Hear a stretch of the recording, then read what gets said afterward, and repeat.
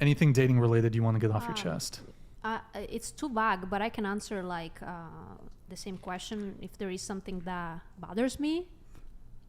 Sure. Because I don't know what other answer I can give. Well, I am bothered by the red pillars. You're bothered by red pillars. Also feminists. They are basically both of them are pretty much There he is. He's Are you still indicating in the red or the blue? I'm pointing towards the red pill. Yeah, I don't like the red pillars. Why is that? Because Jesus fucks. yeah, My that's bad. exactly what you deserve. Can you grab it? Yeah. Do you want me to grab that one? Sure. Can you? Yeah, thanks. Simply because I think it's a very materialistic way, mechanic. I don't know how to say that in English, but it's a very limited way to see reality. It's true. I mean, there is a partial reality, but it's not only that. So I don't want to be judged only for my physical aspect. I don't want to judge only based on money status or. Can you guys open the door, please? Need some air in here. Yeah, so that's like I just find it very limiting. The guys that are red pilled usually are pretty aggressive. They are not kind usually. I would say that. Okay, I had that experience. Where? So, well, actually in online, not in person. Well, actually, I met once a red pillars, but we were not even flirting, so it was not even a thing. But the attitude that they have is pretty aggressive, and I don't like it. Who? Which ones? The red pillars. That's those that are core, like they really believe in everything. The red pill. What is your sense of the red pill? Well, what I understood is those things that I told you. So basically, I went beyond the wall. So I'm already not valuable anymore. The wall, 25 years old or whatever. That's not really the wall. But what is the wall? Well, I went over the wall. I don't. 25.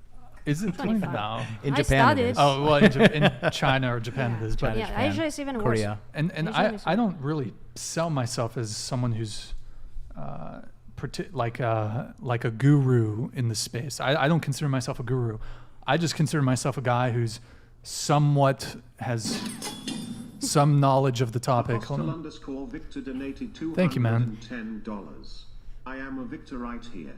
Kappa, much love, Brian. Let's go. Thank you, man. Really appreciate the big donation, man. I appreciate your support all night. It's been overwhelming, and really appreciate your patronage. So thank you, man. Yeah, I don't consider myself a guru. I've read some books, done a little research, and I'm just more interested in having these conversations. And and I think I ask sometimes some decent questions, sometimes not. But I think you're okay. I don't think you're one of those that pisses me off. Thank God. Or else her Italian wrath would unleash. I think that you leave some space to the fact that reality can actually show up in a different way from the main role. So you give space to that. There are people that are very serious and they don't give opportunities, and they're very aggressive because red pill actually makes you more aggressive. Am I wrong? Because it's a reaction to the extreme toxic feminism that is definitely shitty, and it's the equivalent reaction. So it puts on the table the same amount of toxicity, I think. Well, I disagree, and let's and then there's oh shit. Thank you, man. Doc Vinably donated $200. Appreciate it, man. Mary is a catch. She is very intelligent and alluring. Mary, you are insightful and understand the significance of spiritual intimacy. Love to see you back on the show. Brixon, good show. Thank you, man. Really appreciate the patronage. Really appreciate it. Yeah, Mary's the goat. Okay.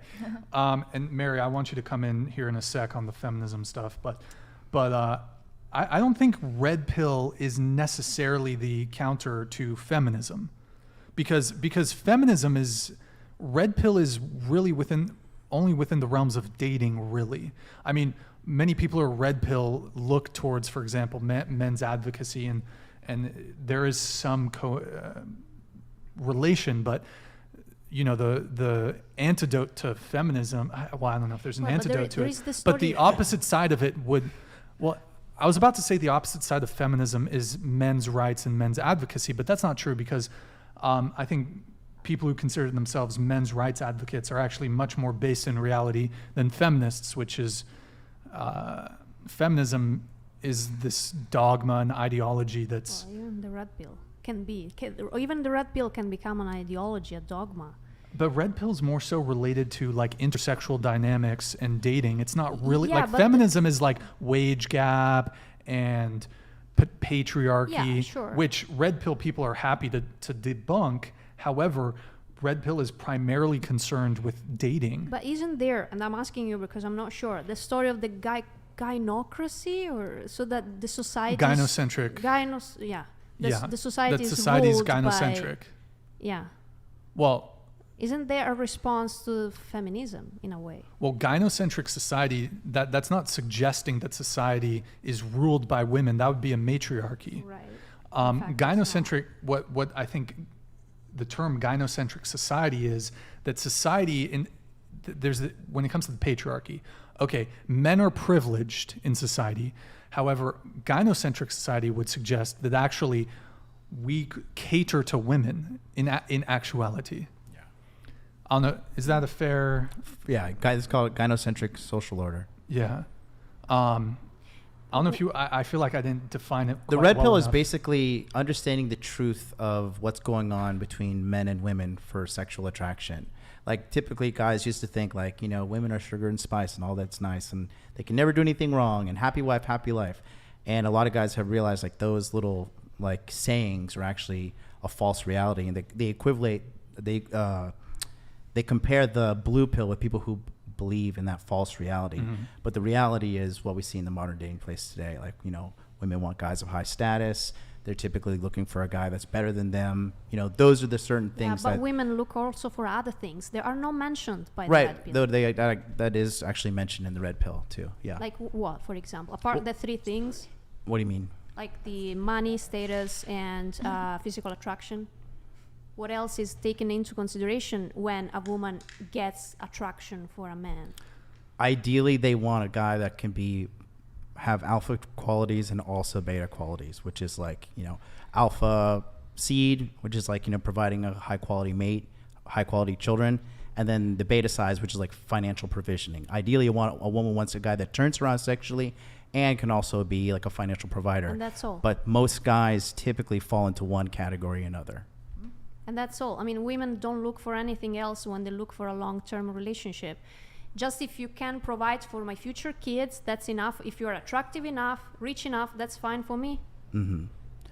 That's a I partial think he's boiling description it down of to reality. big factors. Sorry? But they're, for person to person, obviously smaller ones that matter. But what I'm asking is only these three things. There is nothing else. No, there's a lot more. The red pill is just more than three things. There's I quite a don't bit see of nuance. That's the problem. Well, no, I believe you, but what I read, I never see any mention to the mental affinity, any mention to the psychological affinity, any mention to the importance of kindness. I mean, if a guy's not kind with me, I would just, it just doesn't matter how rich you are if you're not kind. Because I think like the red pill has like this surface level identity that like women only want a high status guy who has a Rolex and a Ferrari and he's 6 foot tall and he's perfect. He's a good looking Chad. It's very dehumanizing. So yeah, I understand what you're saying. So that's not what the red pill is about.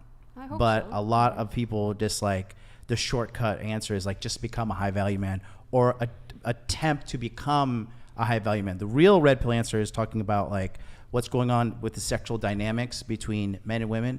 And then there's an extreme emphasis on guys in the red pill community to improve themselves. That's a huge component of the red pill community, is to make, like I say, it's money for guys. If I could like summarize it, it's four things: money, muscles, game, and frame, right? So guys have to focus on making money. Making muscles is basically taking care of yourself, not being fat. Game is understanding how to identify a good woman that is like going to be a good partner for you versus a woman who's just using you or won't be a good partner for you. Right. And then frame is just having like an idea of boundaries and then understanding how to enforce those boundaries, especially when a woman or someone else comes in your life, so you're not like just a doormat for the majority of people in your life. Yeah. And the red pill, it's an analogy that originates from the film The Matrix, right? Where you take the blue pill, you stay in Wonderland. You take the red pill, we see how far the rabbit hole goes. Taking the red pill is, and often that truth is an uncomfortable truth. And so basically just the red pill is the truth. Because men are told, just be nice, just be yourself. No, that's definitely not enough. Do all this, do this, do that for a girl. And in practice, it doesn't work. Yeah. It doesn't work. Women don't reward these sort of traditional courtship things anymore. I understand that. And I definitely think that there is a big part of reality that is actually explained pretty well by red pill. And even when I heard these theories myself the first time, I realized that it's true. I mean, I care about money, I care about status, I care about attractive, like the physical attractiveness. The problem with me is that there is the way is usually framed and spoken also in the like Fresh and Fit or whatever. I mean, not whatever, but Fresh and Fit. It's like the short version of it. I would say at this point, the short version in which women are dehumanized and also men. So that we are genetic machines, that we are driven by biological instinct only. There is no psychology in these creatures. We are like monkeys, basically. So that a man looks for a younger woman because she's more fertile. I mean, are you a monkey? Are you going to mate with your gorilla mate? I mean, and what's so funny about that is when they're referring to those men, those are the men who would, it's their absolute nightmare to impregnate one of those women. So like, it's not really about reproduction anymore. It's never, to be honest, almost never about reproduction, because they're not thinking I'm going to have your kids, like not right away at least. Yeah, but it's always so funny whenever we bring up the fertility thing or the paternity uncertainty component to it. Why are women attracted to men who are tall? Yeah, I mean, it has an evolutionary component. But a man being tall has absolutely no bearing on his like physical attractiveness. Like he could still have a handsome face, he could be fit. It comes down to survival. Women, back in the day, if a guy was physically big, physically large, physically strong, that communicates he's more capable of protecting you and providing for you. So it has an evolutionary basis. It's also not fun to feel bigger than the man. Oh, period. I've been with men shorter than me. And but why? Why is that? What is that feeling? Does it have an evolutionary basis? How men because maybe you don't feel secure. Yeah. But do men look for security from their female partners? Yeah, but in a different way. I'd say more of a nurturing but we're talking way. we're talking about physical safety here. Men don't look for safety from women. Physically, no, yeah. Right. So that has an evolutionary basis. Yeah, definitely. Fine. But it's irrational. Like you like to talk about the rational man, like the book or whatever. It's irrational because nowadays I don't need to look for the tall guys because I don't need to be protected by the lion. Maybe you specifically, you don't need to. But the point is that we have a choice, like psychologically, we can contrast our biological instinct. And if given the choice, most women would not date a man who's shorter than her. They're mediocre, probably. What? Probably.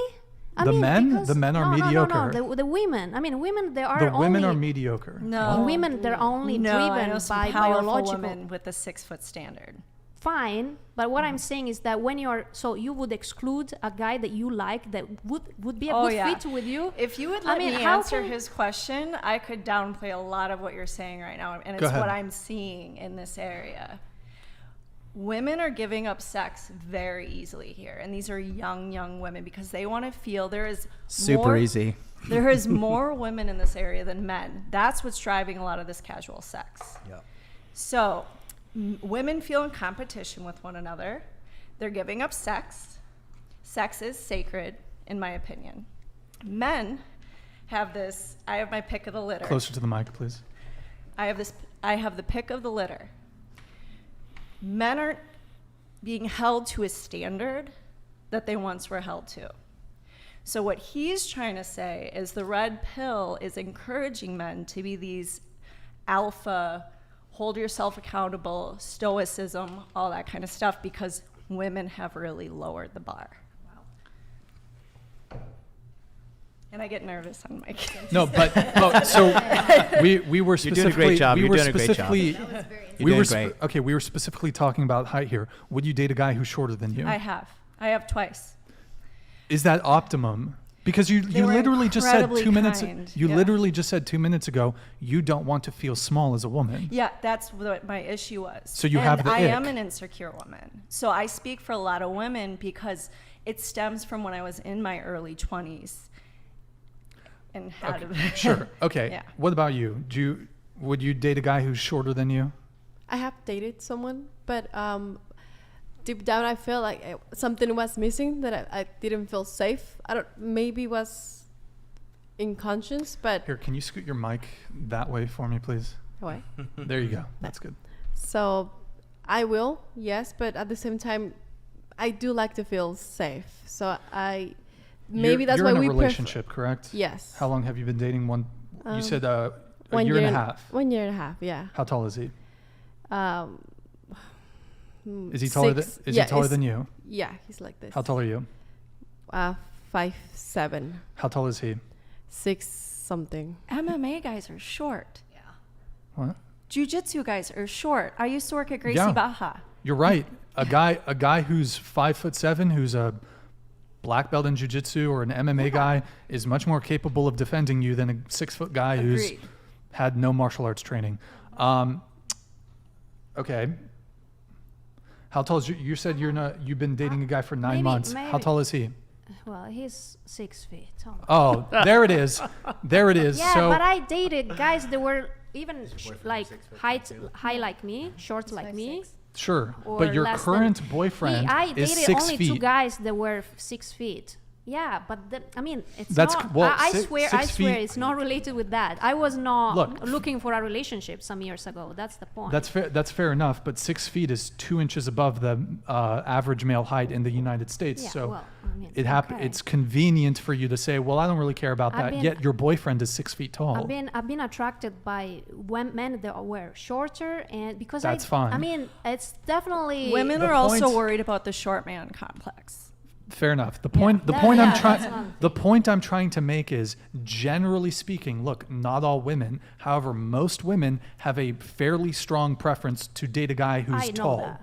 Yeah, I know And- that. and if you I ask- think that's because of like they want their children to come out maybe taller. It might just be more Sure. maternal instincts it- rather than that- I have to have a 6 foot. Maybe they might be attracted to that because they want their kid, their boy, their whatever to have those kinds of genetics. Brian, I think that like we're not discounting the fact that evolutionary psychology plays into dating preferences. I think we're all on the same page, right? Yeah. Okay, that plays into it, but it's not the only thing. And then this idea that we're just like electrified meat sacks has only contributed more to the problems that we're facing in modern dating culture right now. Specifically, that everyone's not committing.